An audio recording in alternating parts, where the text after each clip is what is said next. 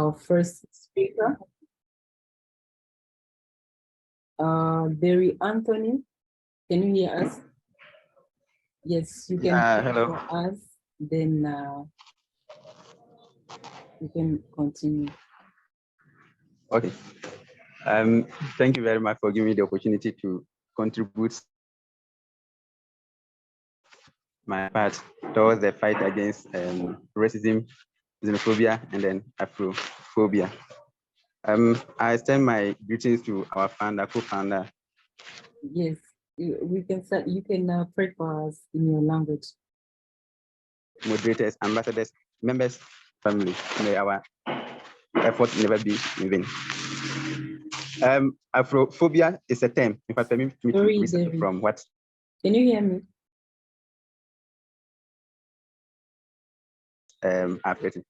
Used to refer to attitude. Sorry, I think our brother has some network issues, but let me pray for you first.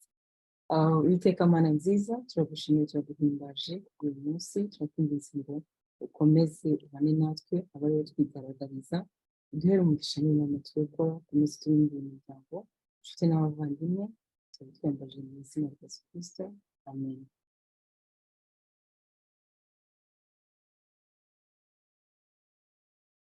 Yes, Derek, can you hear us? You can, yes. Can I talk? Yes, you have 4 minutes to present your report. Oh, okay. I said you permit me to read the letter that I've written. Afrophobia. Please, can I be heard?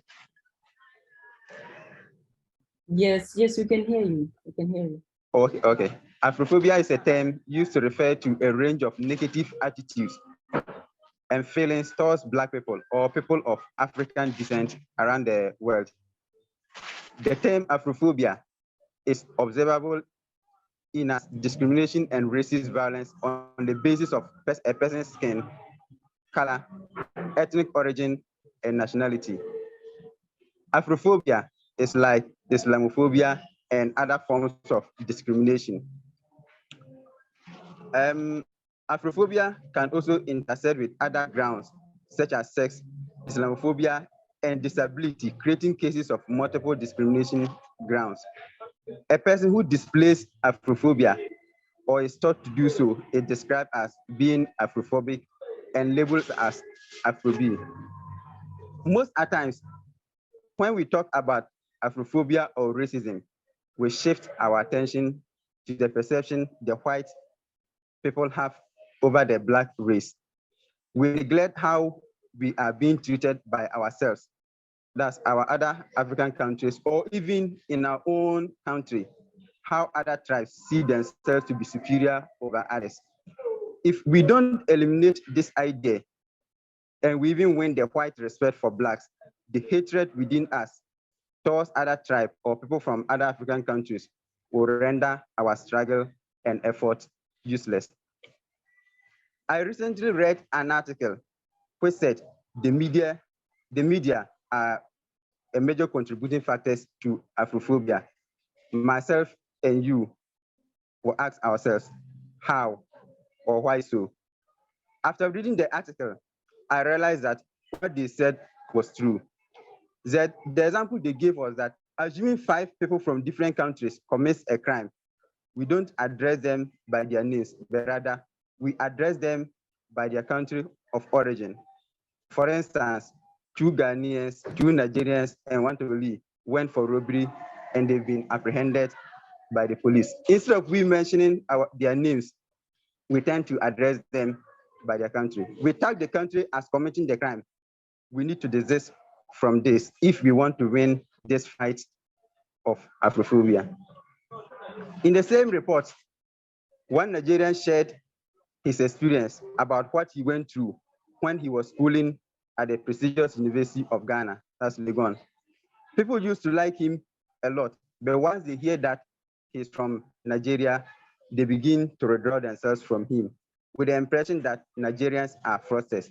So if they get closer to him, he may fraud them. We have taken note We have taken note of what this article has brought out. Once our attention has been drawn to it, we need to act accordingly to stop tagging a country as committing a crime, but the individual responsible should be addressed by his name. When you come to my country, for instance, other tribes see themselves to be superior than others. This is going on at our various schools, workplaces, every corner you can think of.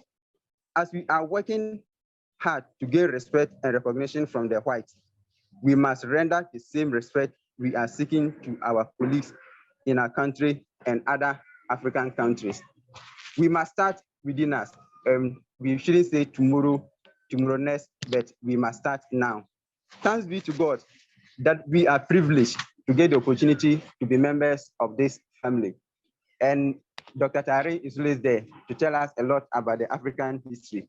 We should learn, and as we are learning, we should put into practice what they are teaching us. And the process should start now from us.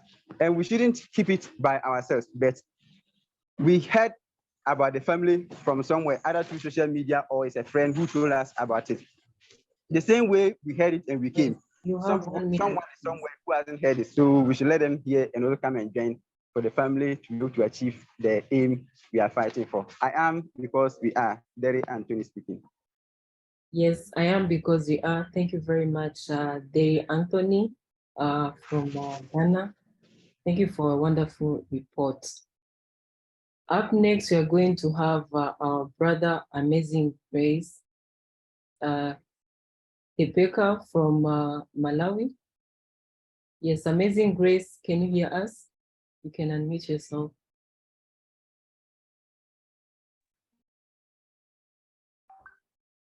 Yes, I can hear you. Okay, yes, you have 4 minutes to present your report. Okay. Greetings, everyone. Once again, it's Amazing Grace from Malawi. Today, the topic is xenophobia in my country, Malawi. More respect to our leaders. Nana, we are proud to hear you again today. I have not much to present today since Malawi. It's a peaceful country. As we all know, we are the warm heart of Africa. The topic on xenophobia or Afrophobia or Afrocentrism or anti-African sentiments. It's an act of a hate of foreign people or foreign things, or it's a hate of foreign culture. We used to present on Afrophobia, which is the racism that we Black people face from the whites, but this one is an intra-race activity, which is not good at all, which is not in line with love Black people, as we must be one.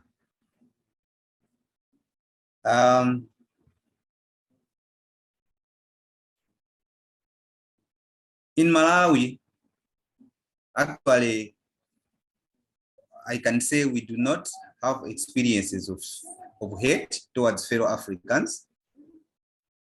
And I think this is very true because we are a country that thrives on tourism.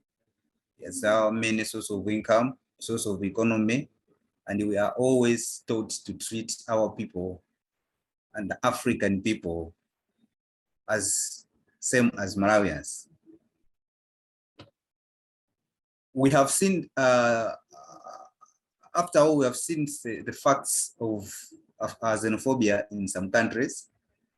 I heard about this name faced about what happened in South Africa, where it reaches a time when people are supposed to be, foreigners are supposed to be sent back, and the events that follows are not good at all. And xenophobia is not a good thing to happen because it can lead to death, loss of life, it can lead to injuries, loss of property.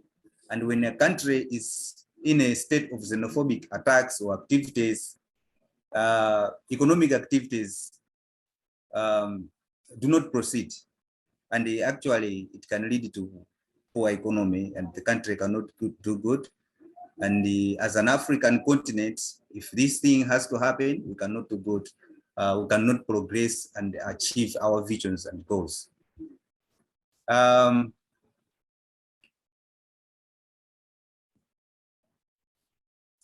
For example, let me just put an example on what happened in Rwanda, because that is another example of xenophobic activities.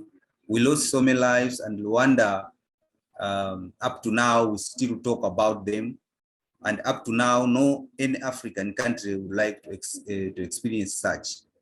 Here in Malawi, we can date back to times of Dr. David Livingstone. Yes, you have 1 minute. Thank you. When different cultures tried to fight, and things really didn't work out. So this afternoon, I can just encourage African countries that we should not be fighting one another. Black people should not be fighting one another, as our country, Malawi, does not practice that. And it's a very good place for everyone to come. And I think I can stop there, Yvonne. Thank you. Okay, thank you very much, Amazing Grace from Malawi. Yes, thank you for the wonderful reports. I am because you are.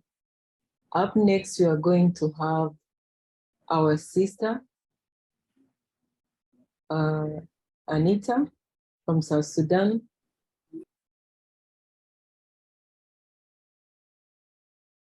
Yes, Sister Anita, can you hear us? You can unmute yourself. Yes, Anita Grace, you can unmute yourself.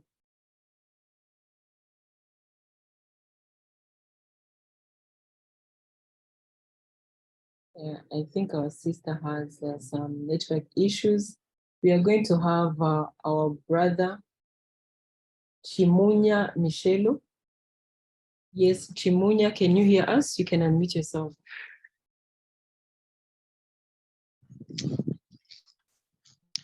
All right, thank you so much. Are you getting me? Yes, we can get you. You have 4 minutes to present your report. All right, thank you so much. I'm so grateful to be back once again on the Pan-African Week Recall, and I extend my greetings to Dr. Terrain and all the founders of Pan-Africanist, and you, madam, who is actually moderating this session. I'm so grateful. My name once again is Nchimunya from Zambia. I'm so excited to represent my country with my friend, of course, Manuel Muke, whom I've seen there. Zambia is a country that is located in the central southern part of Africa, which was formerly known as Northern Rhodesia. And as you know, we got our independence in 1964. We're a country that actually boasts on two very big industries. Number one, the tourism industry, and also the mining industry, where we've got a number of things to show off. But to quickly go, because of these big industries that Zambia boasts of, we are seeing ourselves as a country that attracts a lot of people, not only from Europe, but from other African countries, especially from the eastern part of Africa. We've got a lot of people from Ghana, a lot of people from Nigeria. And my country is a country that is so friendly. I believe we've never had cases where we chased people outside the country because of them intruding in our country. We are very friendly people, and I believe my country is one of the countries that can quickly adopt the objectives that are enshrined in the Africa Agenda 2063 of aiming at an Africa which is united together. Because for us, we are so welcoming. As long as somebody follows the guidelines that are given in the Constitution, they are going to find themselves investing in our country. And I would also wish to report that our country recently, last week, actually, we hosted the Confederation of African Athletics in Ndola, which is on the Copperbelt province. So this was amazing for us as a country, and also as a continent of Africa, because we saw a lot of people coming from different countries. And this fostered a lot of unity among us as Africans, because once we have these events, then it is going to always ring at the back of our minds to report to us that we are one people, and we have little that divides us, but we have a rod that puts us together. So for me, I'm an excited person knowing the trajectory that Africa is moving towards. And as long as we continue to have such kind of platforms, I believe as Zambia, as Africa, we are going to truly have a continent that is united. In Zambia, we move by the slogan that says "One Zambia, One Nation." And on behalf of my country, I would say we would wish to extend this to become One Africa, One Nation, where it becomes Zambia should be my village, but Africa should be my country. We love you all, and thank you for the opportunity. Yes, thank you very much, Michelo from Zambia. Thank you for the wonderful report. Up next, we're going to have our brother Raite Felicia from Mozambique. Can you hear us? You can unmute yourself.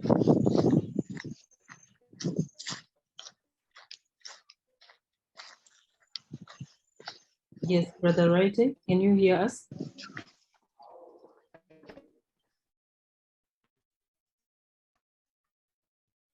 Sorry, we can't hear you.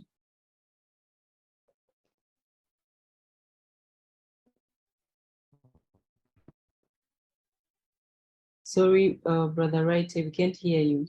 You can check your microphone.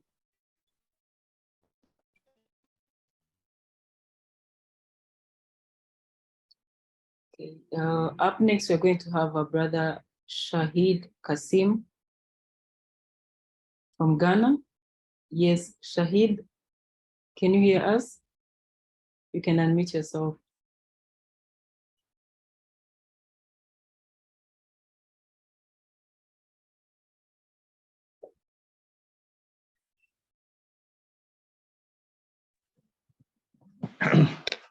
Yeah.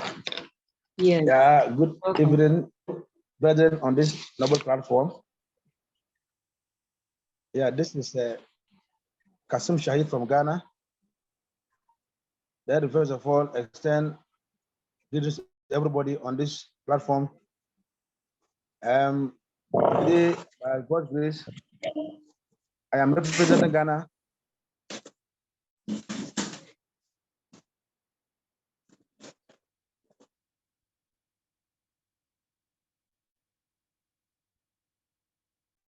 Yes, Shahid, we can hear you. By Africans. Afrophobia has become a consistent feature of contemporary sub-Saharan Africa. In recent times, countries that are often described as an oasis of peace and tranquility, the epitome of democratic virtues, like my beloved country, Ghana, have been cited by intellectuals in the discourse on xenophobia. On June 19, 2020, several armed Ghanaian citizens demolished the residential building of the Nigerian High Commission in Accra with a bulldozer. This incident shocked the Nigerian community in Ghana and the Nigerian administration of Muhammadu Buhari, which condemned the attack.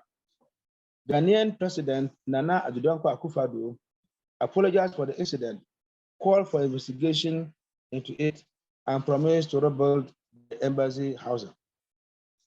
Africa has a long history of appetite, and together we have galvanized ourselves to unite under solidarity for the liberation of sister countries within the continent. When Ghana gained independence in 1957, Kwame Nkrumah was very inimical in his statement that the independence of Ghana is meaningless unless it is linked up to total liberation of the African continent. Leadership at that time sees Africa as a continent of blacks with one destiny and a common sense of purpose.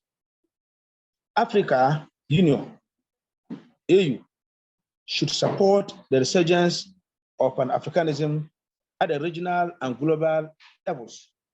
If left unchecked, the divisiveness caused by xenophobic incidents across Africa may deter AU's goals of achieving regional development, peace, and security. Let me quickly go to current affairs. Recently, there is incidents in Burkina Faso, our neighboring country. This has caused exodus of many Burkinabes into our country due to the jihadist attack over there. So in Ghana, the refugee camps are full of Burkinabes as a result of the insurgents, the insecurity over there. It is worrying to note that over 40% of the Burkina territory is occupied by terrorists.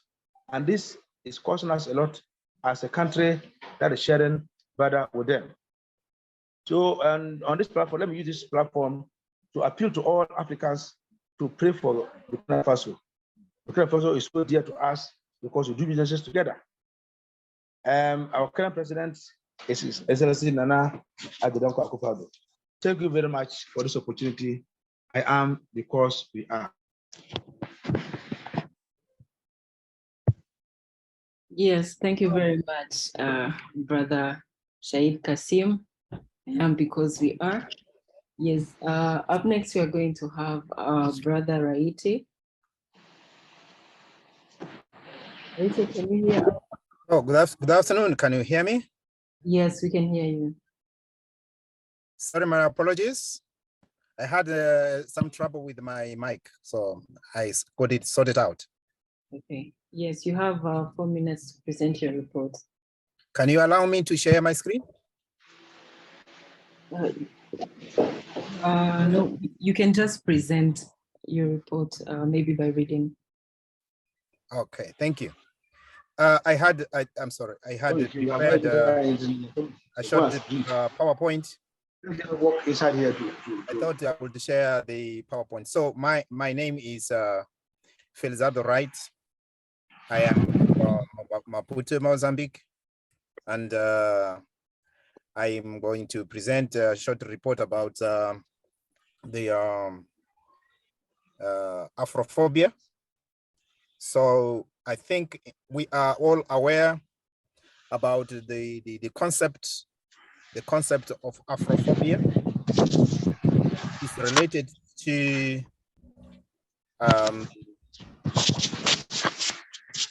a number of issues consisting of prejudice, hostility, discrimination, racism against towards people and the cultures of Africa and African diaspora. Regarding Afrophobia in Mozambique, first of all, I must have said one of the reports that Mozambique had been a colony of Portugal, and June 25, 1962,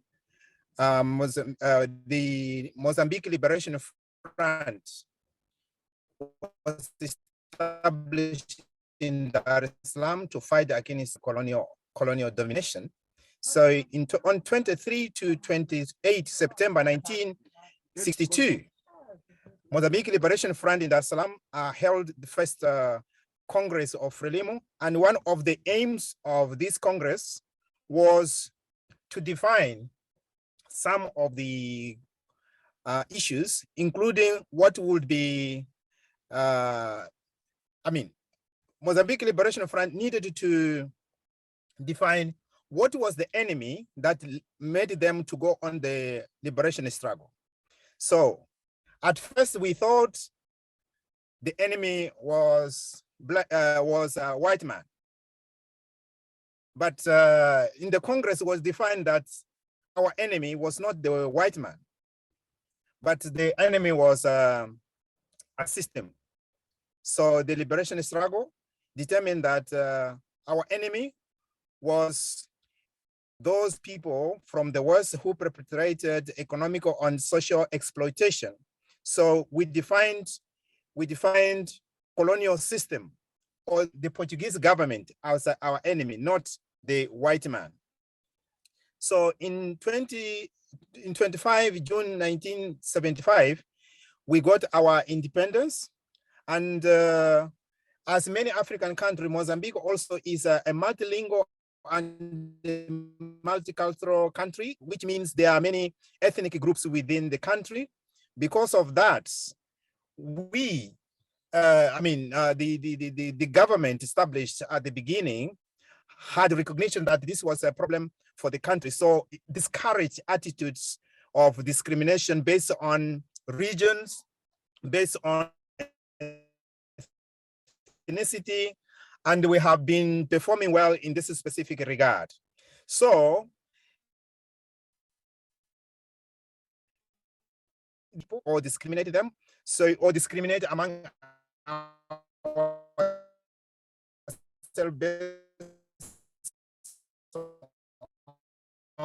of discrimination of white-owned companies. Sometimes some companies owned by the Chinese, but not in very high proportion. So we are a safe country, and we are a multicultural country, and we promote, we discourage hate of other African people. So we have many people here. Rwandese are here, the Nigerians are here. So many people from different parts of the country, including people from Asia, are here. The Pakistanis we have plenty of them here. They are most welcome, and we treat them well. I think this is what I had to share, and I thank you for giving me the opportunity. Thank you very much. I am because we are.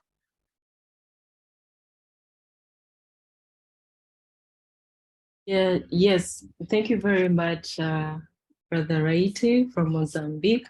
I am because we are. Thank you for the wonderful report. Up next, we are going to have our sister, Anita Grace. Anita Grace, can you hear us?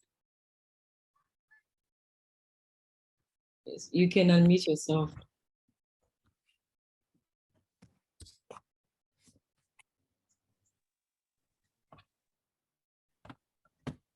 Can you hear me? Yes, yes, sister, we can hear you. Welcome. Yeah, thank you. My name is Anita Grace, reporting from South Sudan.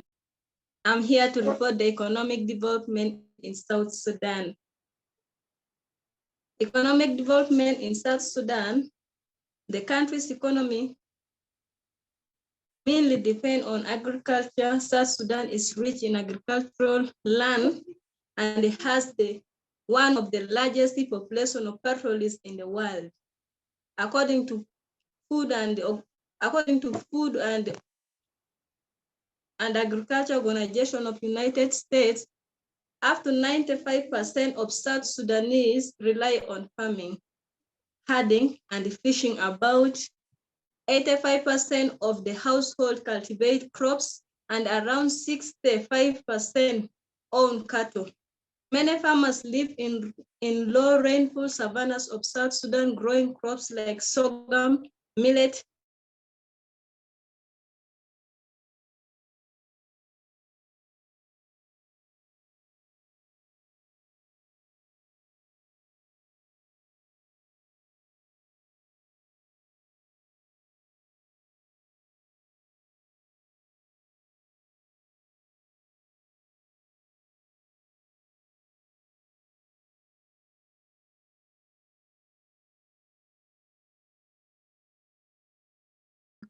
and I still will do that, but I think what I'd like to do is,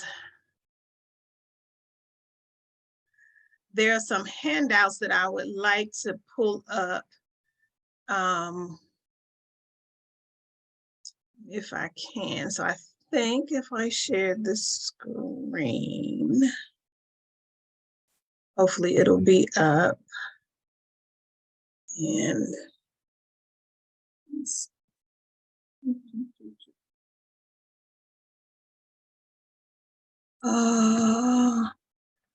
will it pull up what I am trying to see here?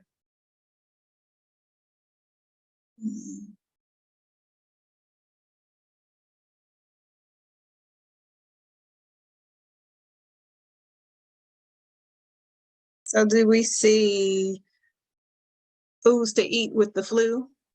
Is that what we see, I think? No. No, we still see me trying to open that up. Yes.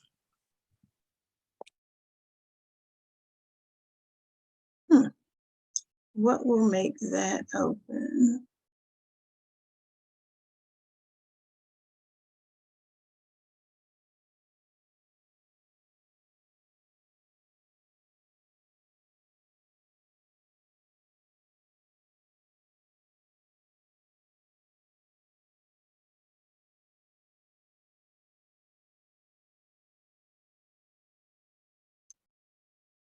Well, I think what I already have, oh, maybe it's up now.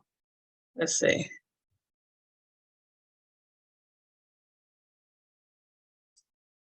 Do you, okay, I think you see it. What to eat when you're sick?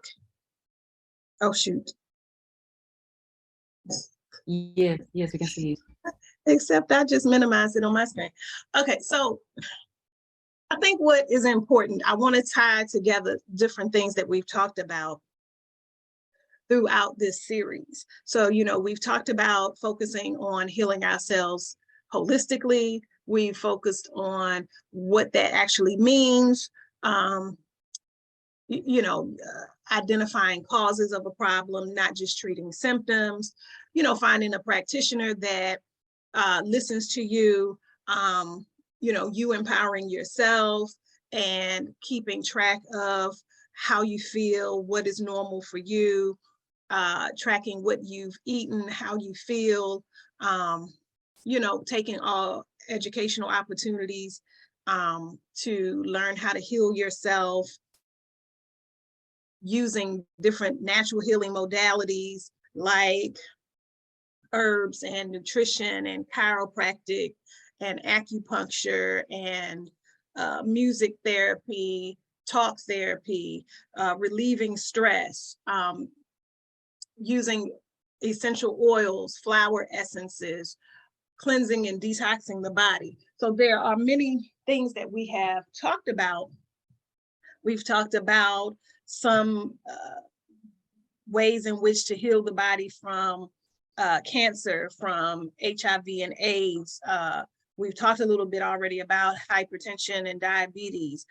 So I think what I wanted to focus is just some handouts I had come across that I just find helpful to know what to do for just various conditions, just various situations that we may encounter. I don't have a handout on this, but one thing that always comes to mind for me is if you encounter like diarrhea, you have eaten something bad, or you're traveling someplace and something different is introduced to your diet and to your body. There's just different things I think are helpful to do that I've personally learned in my travels. If you're going someplace, we know that we're not drinking or consuming the local water, right? We know that this is true, whether it's in Africa, whether it's in Mexico, whether it's in South America. You generally want to do a bottled, purified, as clean as you can get, as filtered as you can get water, right? And you want to do that with what you're using to brush your teeth and wash your face and all of those things as well. You want to stay away from eating really saucy foods or foods that might be different and have some kind of negative impact on your gastrointestinal system, right? Where it may cause some sort of purging one way or the other, whether vomiting or whether diarrhea. So you want to kind of eat mild. I always, I took a group to Ghana right before the pandemic. And, my best advice was, this is not the time to experiment. We're going a lot of different places throughout the country. There'll be a significant amount of traveling on bus and plane. And because you may not be used to certain foods, local foods, I didn't recommend them. Now, for someone who travels to eat and try different foods, that maybe was a downer. That's not something maybe they wanted to hear, but I highly or strongly encourage them to not use this opportunity to experiment, just so that they could enjoy all of the movement in case something did happen. And there was an adverse reaction to any of the foods that they weren't used to, and the body had a response. But of course, in that event, because sometimes it happens and you're not really experimenting and what have you, but I always travel with activated charcoal, which absorbs the toxins from the body. Usually it'll just help it move out of the system. Your stool will be black, but it kind of helps absorb those toxins and move it out of the body. I always drink a lot of good, healthy water. I will add my colloidal silver, the natural antibiotic, into that to fight off any infections that may have been introduced into the body. And I always eat just dry starches, plain rice, bananas, bread, crackers, and I keep it really, really simple to, in the event that there is that sort of purging that happens and you're losing fluids and you're weakened and you're having to be really careful about what you put into your body, that's all I eat. Or even if I think that might be the case and I have a lot of traveling to do, I really restrict it. Or cream of wheat. I know in different parts, people use different types of hot cereal that they eat, but me, I use cream of wheat. So I really have a restrictive diet when I travel, just so that there's no stomach trouble, right? And this can kind of be true in any situation. Now, this handout here kind of shows some foods to eat when you're sick. And of course, that's a very broad term. It's also a term I never really use, right? And my children know, and it's been a habit of mine for a long time. I never really use the word sick. I always say when I'm not feeling well, right? That's just me being careful of what words I use, right? But these are some foods that have been used, and I'm sure for different types of moments where someone is unwell, that can kind of help restore the system or rebuild the system.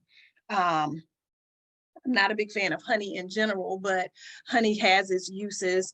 We know that it's full of B vitamins, and we know that locally it definitely helps with allergies, sinuses, hay fever, things of that nature.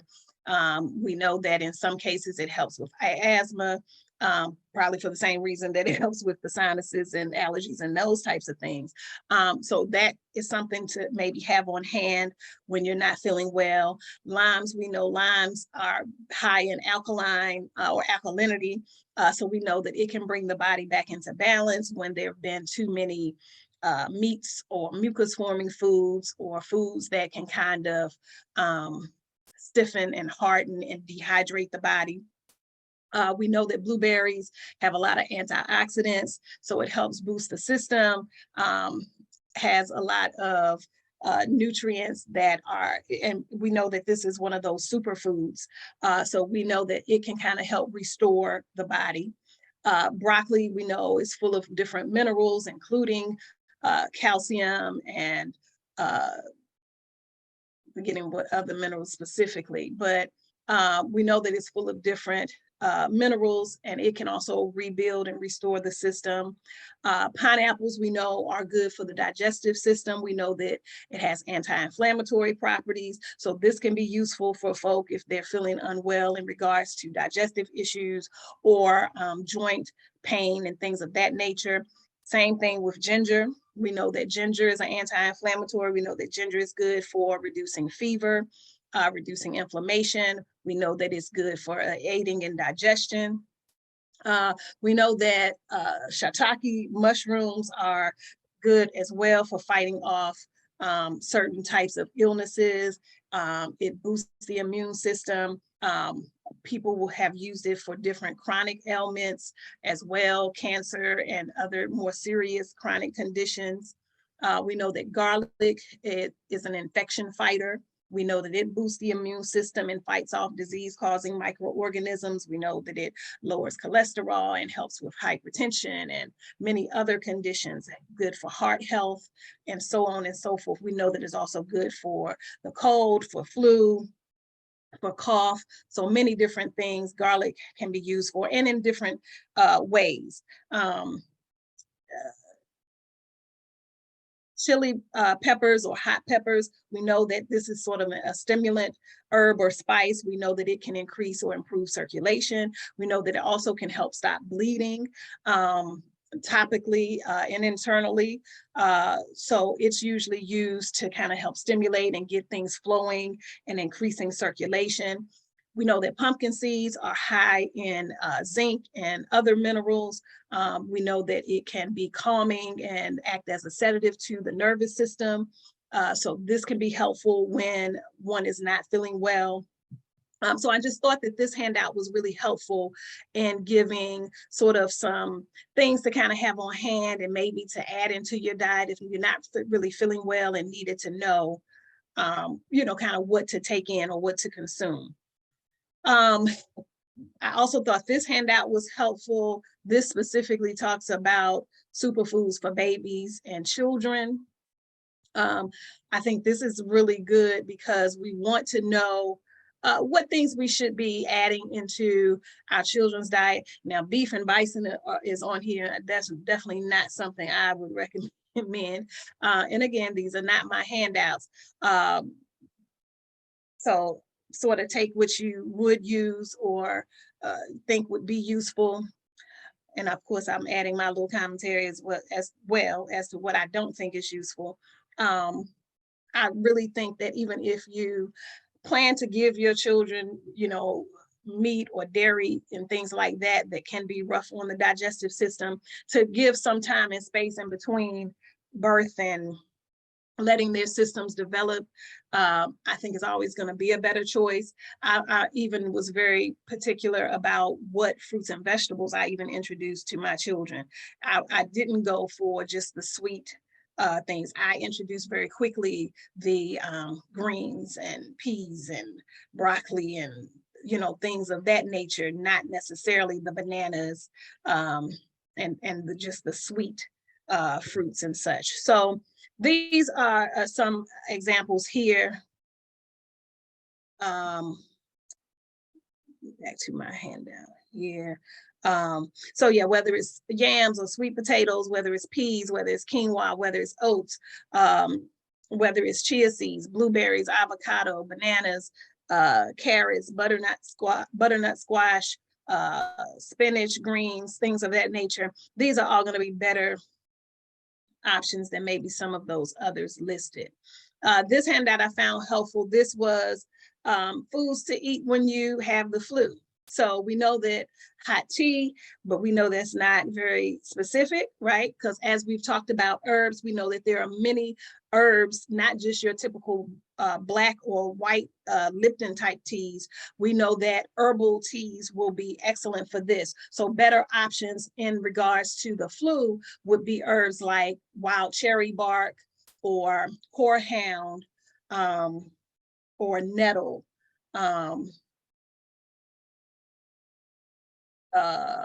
Elderberry, those types of things. Echinacea, golden seal, these are going to be good options for your hot tea. But we know that this can help clear out your nasal passages, clear your nose if you have a stuffy nose, if there's congestion. All of these herbs are good for that. Vegetable juices like fresh pressed juices are always a good idea. Back to sort of my old school training, I don't add a bunch of fruit to vegetable juices, and we are talking about juices through like a juicer. If you choose to use a blender or some type of mixer and then strain out the pulp, that's fine as well. But I would limit that to the taste of, say, with a cucumber or ginger, maybe a piece of apple, but I wouldn't just add a bunch of different fruit into the vegetable juices. But we know this will help boost the immune system. We've talked just now about garlic. So we know that this helps with fighting off the infection, but also with congestion.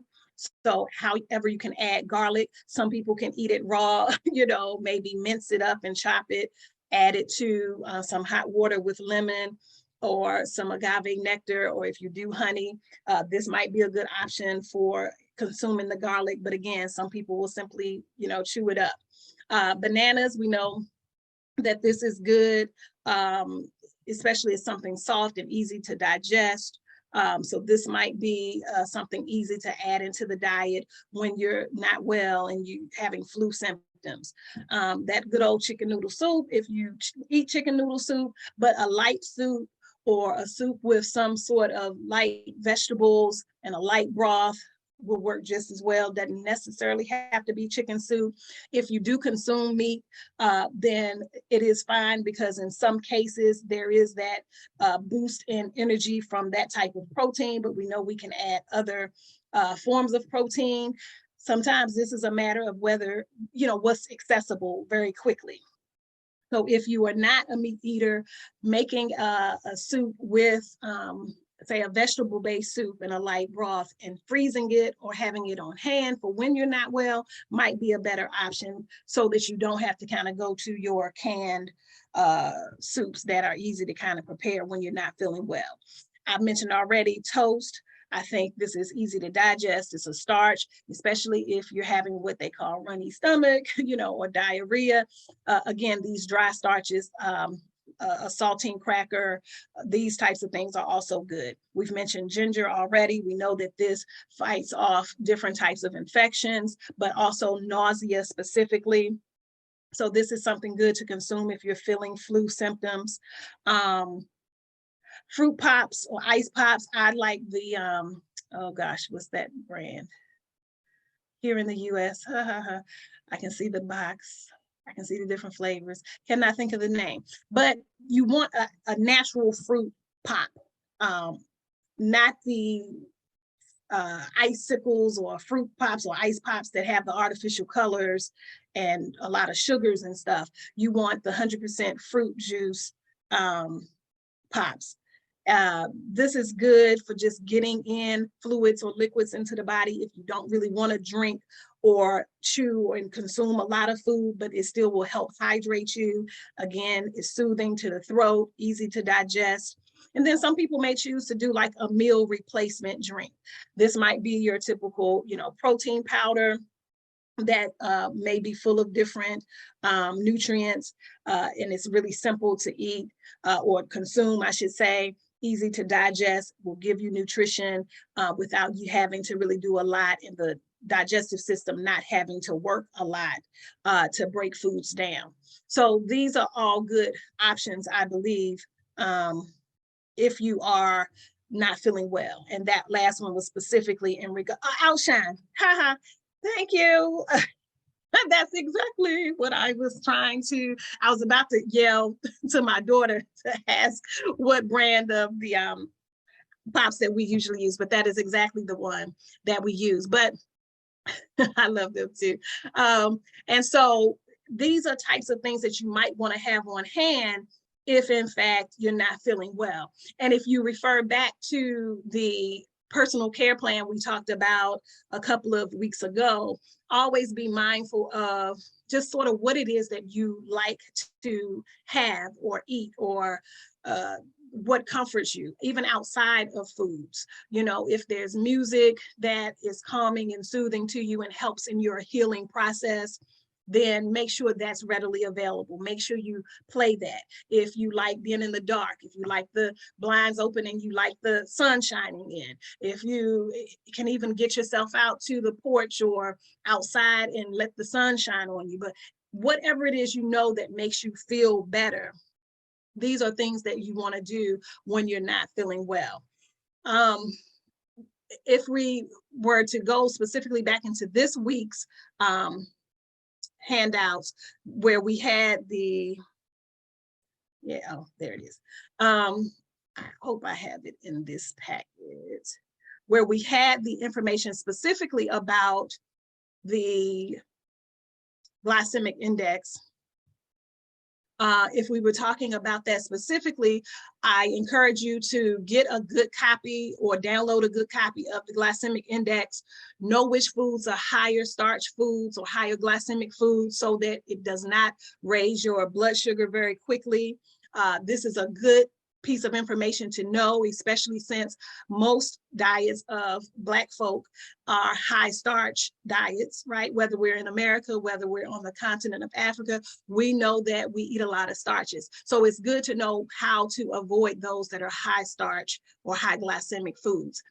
We've talked previously about hypertension, and we know obviously foods that are high salt foods, we know are foods to avoid, but we also want to avoid saturated fats, hydrogenated oils, oils that have been heated up and had some sort of additives added to increase the shelf life. This goes for the actual oils, and also prepackaged foods that will have partially hydrogenated oils added into them to increase their shelf life. These are foods you also want to avoid if you are watching your blood pressure.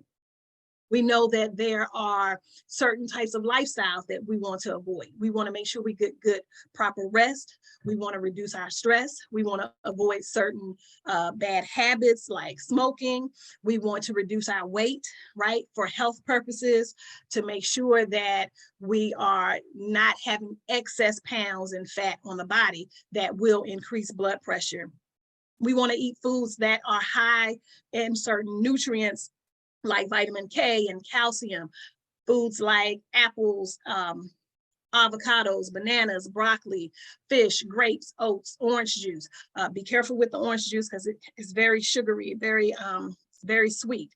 But these are all things that you just have to remember and consider if you are affected by hypertension or by diabetes, or if you get other illnesses like the flu, or just overall have times of being unwell. This time of the year, a lot of people have sinuses and hay fever and allergies and things like that. So a lot of the herbs that we mentioned under that part about the flu and the teas to drink, all of that will be helpful during these times as well. And cutting down on dairy, right? Some people just strictly focus on not eating meat. Dairy can also be a culprit for a lot of conditions.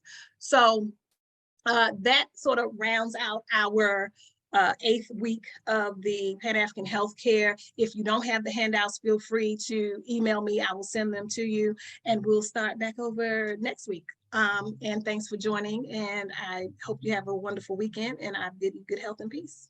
Good health and peace. Yes, thank you very much, Nana Akua, for the wonderful lecture, and also for this whole cycle of 8 weeks. Also enjoy the rest of your weekend. Thank you. Yes, up next, we are going to have Dr. Wright in the Pan-African History class. Dr. Wright, can you hear us? You can unmute yourself. I can hear you, and I'm going to get my alarm off. Yes, Hold welcome. on. Thank you. You see me in 2 seconds. I literally was just sending something. Okay, so welcome everyone to the Pan-African History and Organizing Course. I'm sorry, you'll see me in 2 seconds.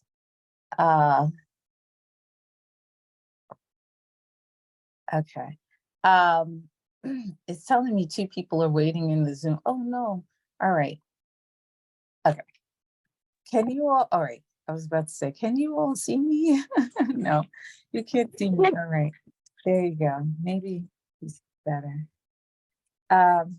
Welcome everyone. Welcome to our last and final session of the Pan-African History and Organizing course. I'm going to jump right in because I want to make the time work for us. Last week, you were given the document for the 1st and 5th Pan-African Congresses, and that followed our discussion about Du Bois. and his major contribution to the African world in the form of establishing the Pan-African Congresses. Very important because it is the point which we go from the Americas to the continent of Africa, but it also, once again, is the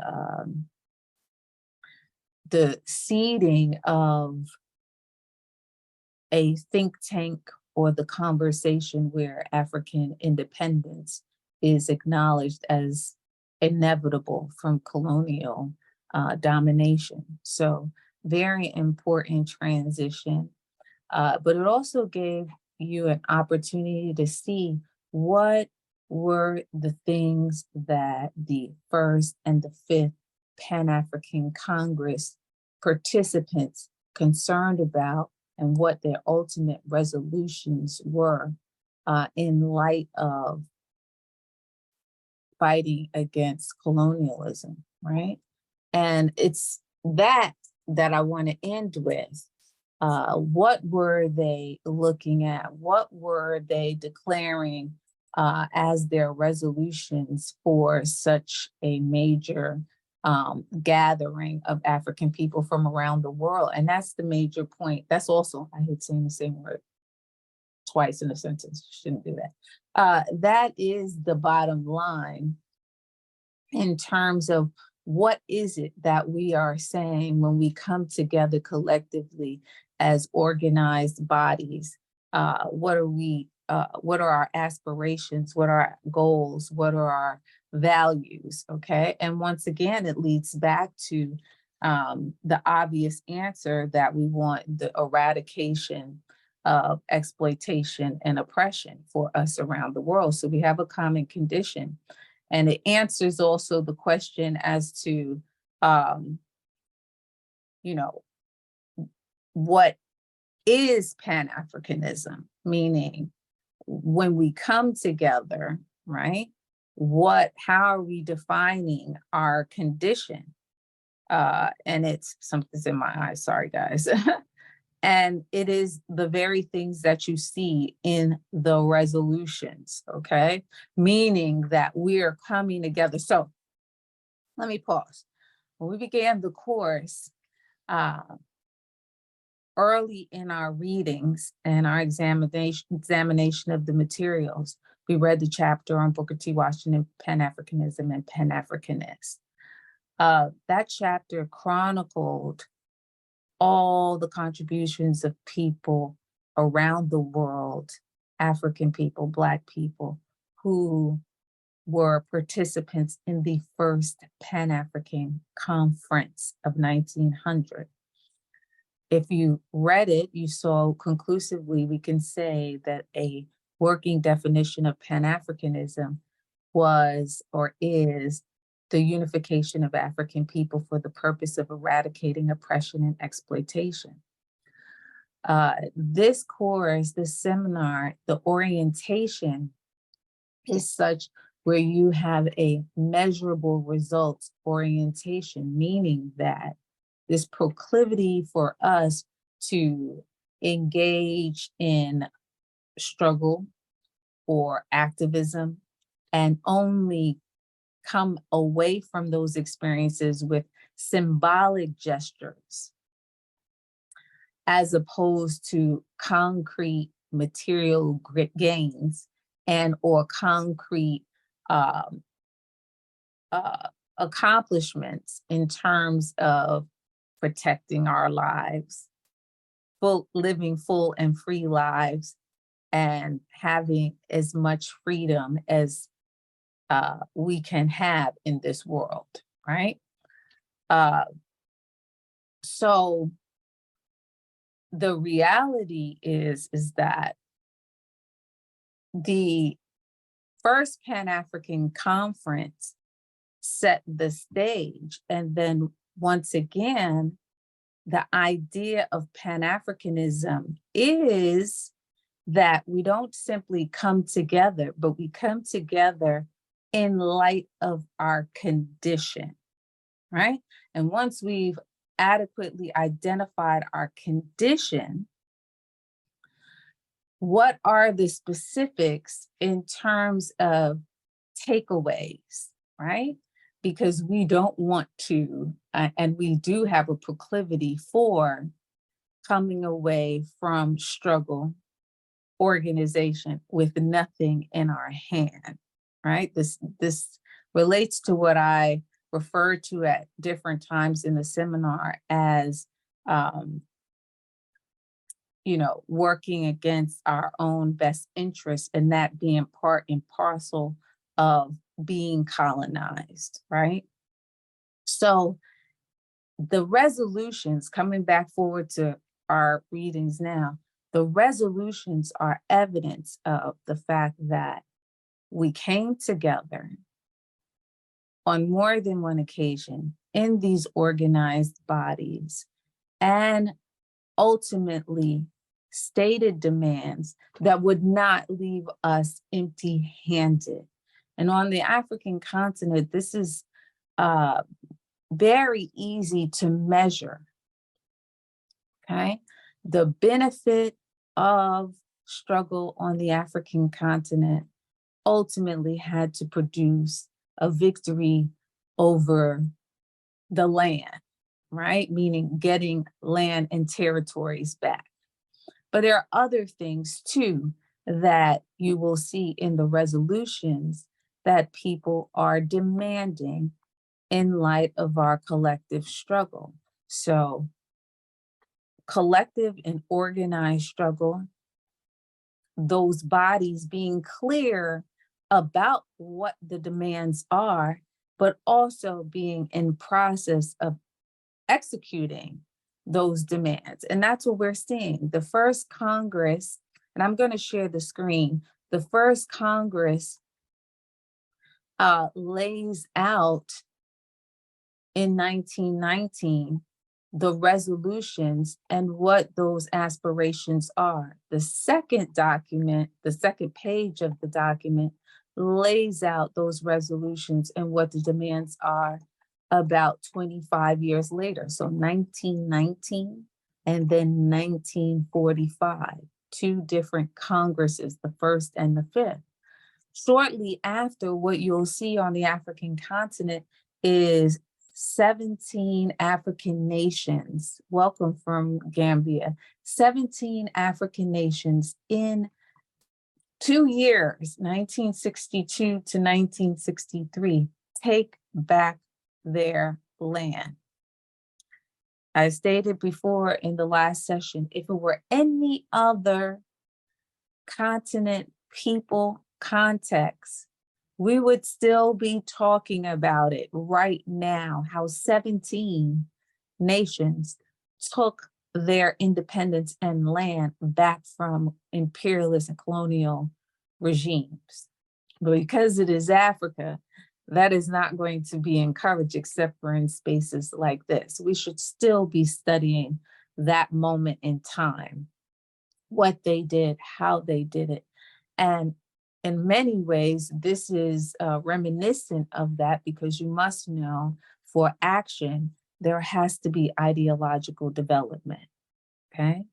So there has to be thought, conscious thought, and then action that follows that. That's ideology, right? So that sort of consummates or completes what ideology is. Thought coupled with action, not thought devoid of action, okay? So I wanna share my screen, and we're gonna look at some of the resolutions and what they were saying in terms of their demands. And think about, while we do this, I want you to think about what we do here and what you're doing in the context of I Love Black People, and how that relates to the carrying out, to the, materializing of our demands, our aspirations, our goals, our values, for a people who are oppressed and exploited and have been, right?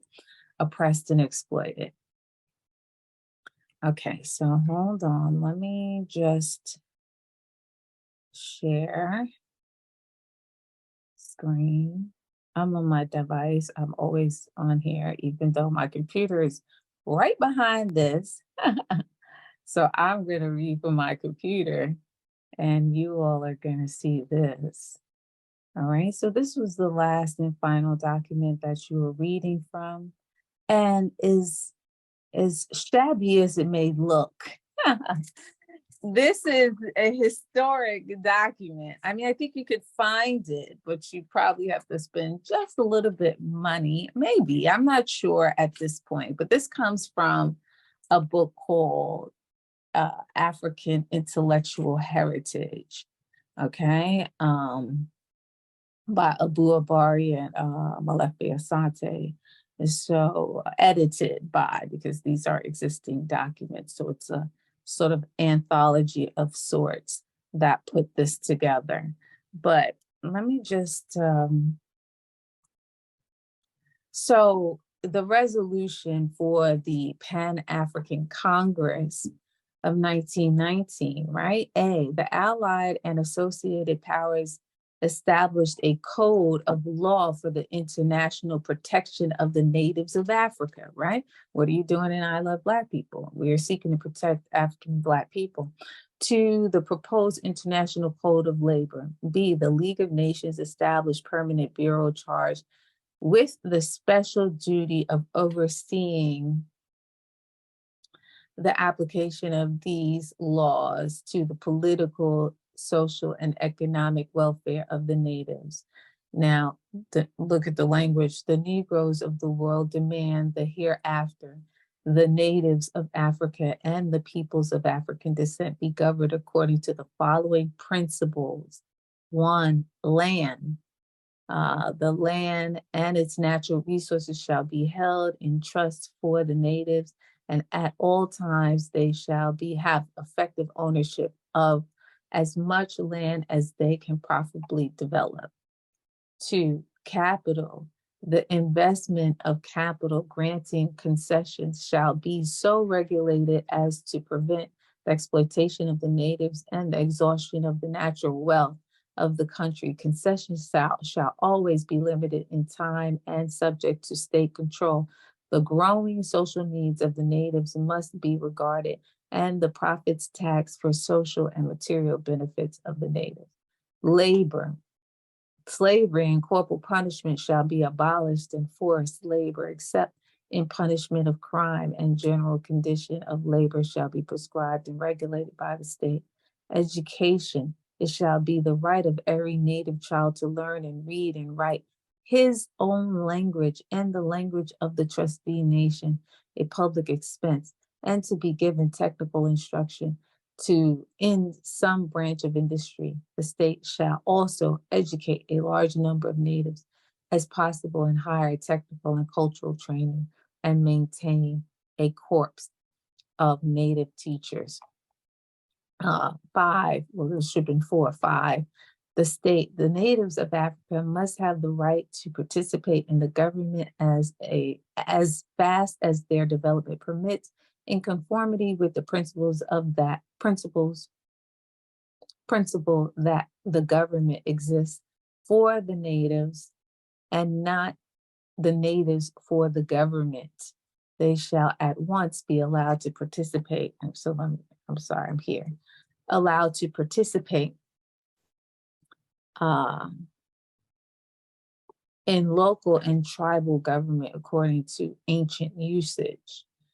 And this participation shall gradually extend as education and experience proceed to offices of state, to the end that in time Africa is ruled by consent of the Africans. Whenever it is proven that African natives are not receiving just treatment at the hands of any state, or that any state deliberately excludes its civilized citizens or subjects of Negro descent from its body, politic, and culture, it shall be the duty of the League of Nations to bring the matter to the notice of the civilized world. Now, let me say this. This is a resolution declared in 1919 before liberation struggles are underway, okay? But you can see the understanding that in every area of life, the conditions call for change in those territories, right? And so they're coming to say that these are the demands, even under the colonial regimes at the time. But 1945 brings about a very different sound, where the demands are now for a level of independence, not, hey, these are the things we want, but we're still going to live under the colonial regime, right? So here's the second document, and you must understand that there are consecutive Congresses throughout those years between 1919 and 1945, right? So this is a lot longer, so I'm going to go to, so here we are, 1945. And this is notable because 1945 Manchester Congress in London, if you notice, is in England, in the UK, has a different ring to it. And it is notably, or even arguably, one of the most important Congresses, okay? Not only because of the participants, but because of the demands, all right? I don't want to read the entire thing to you all because you should have already read it, but I'm just going to hit on some key points. And maybe I might just do the last parts where there's the declaration to the colonial powers. So in connection, and this is not what you're seeing right now, but this is further up in the document. In connection with the political situation, the Congress observed, A, that since the advent of British, French, and Belgian and other Europeans in West Africa, there has been regression instead of progress as a result of systemic exploitation by the alien imperialist powers.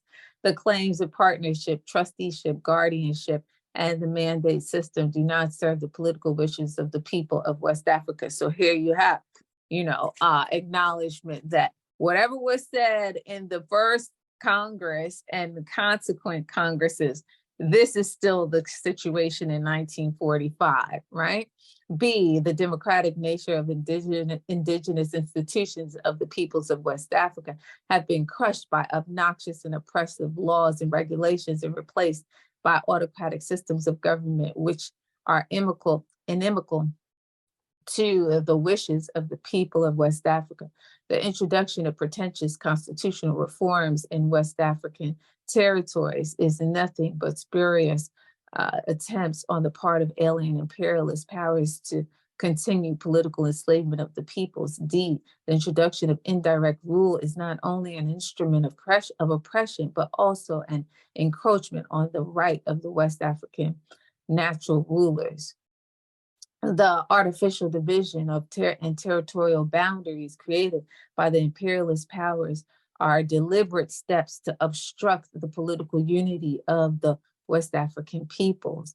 And so then two, the second part of this, it talks about the economic aspects and the setup of economic exploitation and what the demands are. Economic, as regards to West African economic setup, the resolution asserted that there has to be a systemic exploitation of the economic resources of West African territories by imperialist powers to the detriment of the inhabitants. So this is what they're highlighting that has happened, that the industrialization of West Africa by the indigenes has been discouraged and obstructed by the imperialist rulers, with the result that the standard of living has fallen below subsistence level, that the land, the rightful property of West Africans, is gradually passing into the hands of foreign governments and other agencies through various devices and ordinances. This should all sound familiar to you, right? 1945, here is, some of the same conditions, some of the same situations that we understand exist now, right? People disenfranchised even in their homeland, right? In their own communities, right? that the workers and farmers of West Africa have not been allowed independent trade unions and cooperative movements without official interference, that the mining industries are in the hands of foreign monopolies of finance capital, with the result that whenever a mining industry has developed, there has been a tendency to deprive the people of their land holdings, mineral rights in Nigeria and Sierra Leone, and now the property of the British government. That the British government of West Africa, controlled by the Merchants United Front, whose main objective is exploitation of the people, thus rendering the indigenous population economically helpless. On and on, right? Is a discussion about the 4 freedoms of the Atlantic Charter. I will go through those. The principles of the freedoms and the Atlantic Charter be put into practice at once. The abolition of the law of land laws, which allow Europeans to take land from Africans, immediate secession from any further settlement by European in Kenya or any other territory in East Africa. All available land to be distributed to the landless Africans, the right of Africans to develop the economic resources of their country without hindrance, for the immediate abolition of all racial and other discriminatory laws at once. And the system of equal citizenship is to be introduced forthwith. 5, the freedom of speech, press, association, and assembly, provision of the system of taxation and the evil and criminal codes, compulsory, free, and uniform education for all children up to the age of 16, with free meals, free books, and school equipment, granting the franchise, example, the right of every man and woman over the age of 21 to elect and be elected to the Legislative Council, Provincial Council, and all other divisional and municipal councils. 9, a state medical, health, and welfare service to be made available to all. And 10, abolition of the forced labor and the introduction of the principle of equal pay for equal work. Okay. And then here we are with the last declaration of included in the Manchester Congress. And once again, if I said it already, please excuse me, I'm going to say it again. What is the definitive difference of this particular Congress? The definitive difference is that this Congress, unlike the other Congresses or even the first Congress and the consecutive Congresses, makes a clear demand for total independence of the African continent from colonial domination. And that would be in the form of a call for Pan-Africanism, continental Pan-Africanism. Not only that those nations be free and independent, but the opportunity for us to have a unified Africa to the benefit of African people was also the call by leadership at that moment in time. Very powerful, because it's one thing to meet and say, let's deal with our condition in light of the present political circumstances. It's another thing to say, we are together and we are here to destroy the system that causes these conditions. Two different things. One, we are trying to work within the system and just, protect ourselves enough. The other is very different, where there's a call for a destruction of the systems, oppressive systems which we call colonialism, imperialism in Africa. This conference will produce that sentiment as a call, and then you will see shortly after, African nations taking their independence, taking their land literally back from colonial regimes, right? So declaration to the colonial powers, the delegates believe in peace. How could it be otherwise when for centuries, the African peoples have been the victims of violence and slavery?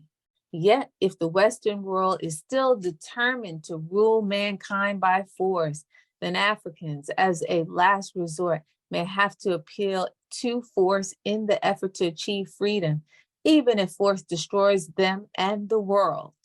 See, very different language, very different talk ideas coming forth here. We are determined to be free. We want education. We want the right to earn decent living, a decent living.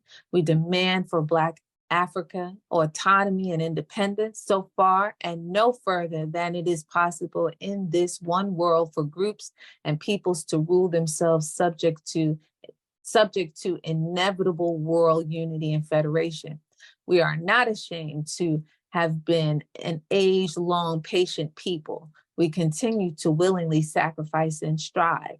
We are unwilling to starve any longer while doing the world's drudgery in order to support by our poverty and ignorance a false aristocracy and a discarded imperialism. We condemn the monopoly of capital. We condemn the monopoly of capital and the rule of private wealth and industry for private profit alone. We welcome economic democracy as the only real democracy. Therefore, we shall complain, appeal, and arraign. We will make the world listen to the facts of our condition. We will fight in every way we can for freedom, democracy, and social betterment. Right. And the final declaration here is declaration to the colonial peoples. We affirm the right to all colonial peoples to control their own destiny. All colonies must be free from foreign imperialist control, whether political or economic. The people of the colonies must have the right to elect their own governments without restrictions from foreign powers.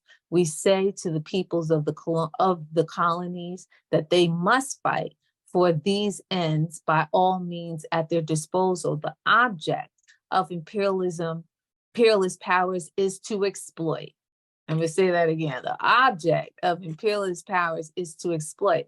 By granting the right to colonial peoples to govern themselves, that object is defeated. Therefore, the struggle for political power by colonial subject peoples is the first step towards and the necessary prerequisite to complete social, economic, and political emancipation. The Fifth Pan-African Congress therefore calls on the workers and farmers of the colonies to organize effectively. Colonial workers must be in the front of the battle against imperialism. Your weapons, the strike, and the boycott are invincible. We also call upon the intellectuals and professional classes of the colonies to awaken to their responsibilities by fighting for trade union rights, the rights to form cooperatives, freedom of the press, assembly, demonstration, and strike, freedom to print and read the literature which is necessary for the education of the masses. You will be using the only means by which your liberties will be won and maintained. Today, there is only one road to effective action, the organization of the masses. And in the organization, the educated colonials must join. Colonial and subject peoples of the world unite. So this is the, that last part I read there. This is what was declared at the Fifth Pan-African Congress. And this would usher in a period of liberation. I think I might going out if we can let them have access to the group for just another couple of days. I might post the film from Basil Davison on Africa and this moment where independence is inevitable. But if you heard what is in these resolutions, you know that the last sound very familiar to some of the demands that we still have, but they are clear, right? So when we questioned whether or not this was an expression of Pan-Africanism, it absolutely is, because at the top of the list is our condition in every area of life. And the demand is for measurable results, okay? Not, notice the difference. Not we are going to, just survive under these oppressive conditions, but the demands are for action, okay? And ultimately, this is the body and the setting through which the Organization of African Unity, which carries the torch for continental unity, is held. Help carried forward. So, the OAU is born out of this organizational body of the Congresses. Very important for us to understand, because when you're doing the work in the context of I Love Black People, if you're not grounded and rooted in the historical past, you will think that we are reinventing the wheel. No, we are using technology, but you are doing what is in a tradition, a long tradition of our people to do, both on the continent of Africa and in the world in light of our present condition. I'm just going to leave it there because this is the last session. So I just want to give you the opportunity to say anything that you want to say. I'm going to stop the share. Stop share. I'm going to look at the comments, and they always come the other way around. So let me change this. All right. Yes, I see somebody said we live these things today. Exactly. We actually do live all of these things today. And that's why it's important for you to understand that we are on a continuum. We haven't broken with the past. We are on a continuum and using the tools that are at our disposal rightfully in order to advance our interests in the world, right? Thank you. I'm glad you loved the class. Yeah, so we are living under all of these things today. Okay, so no questions. Yeah, so it's important when we think about what we are doing, and I wouldn't say attempting to do, what we are doing is emboldened and undergirded by our ancestors, period. So how you look at that, whether you think of that in an esoteric way or if you look at that as in a literal fashion, it applies in both instances, right? So the spirit of our ancestors was one where we rejected oppression and exploitation of our people throughout the world, but also too, there was work done, and we should know that. And yes, it fortifies us in the work that we are seeking to do. Okay. Thank you, Peter. I'm not gonna butcher your first name. So I'm gonna leave it there. Candace, if there's other classes, but you're an ambassador, so thank you, Curtis. So this, as you all know, is the ideological development, ideological development course for I Love Black People and for the ambassadors of I Love Black People to help you understand not only what you are doing, but why you are doing it, right? And even in the context, you should connect this to the context of independence movements and struggles on the African continent, in the sense that none of this was done without ideological training and development, right? So when you are engaging in action, you want to do that consciously, right? If you recall, we started the course with a video of Kwame Ture, Stokely Carmichael, and he's talking about the history of Pan-Africanism. But more importantly, one of the things he is known to say, and I don't know if there was I gave you a short version of that lecture that he gave, but one of the things that he is known to have said is, what our role as revolutionaries and as Pan-Africanists is to, one, and this is a quote, the role of the conscious is not to make the unconscious conscious. The role of the conscious is to make the unconscious conscious of their unconscious behavior. So our job is to consciously do the work that you're doing, but also to bring knowledge to people who are unaware of why they do what they do and who that benefits, right? So in essence, you are engaging consciously as opposed to unconsciously in the effort to make this a safer place for us Black people and African people. So I'm going to leave it there because I could go on and on and on, but I'm going to leave it there. I'm going to tell you thank you for engaging and contributing and participating in this seminar. The idea is to love us, love Black people and African people through action.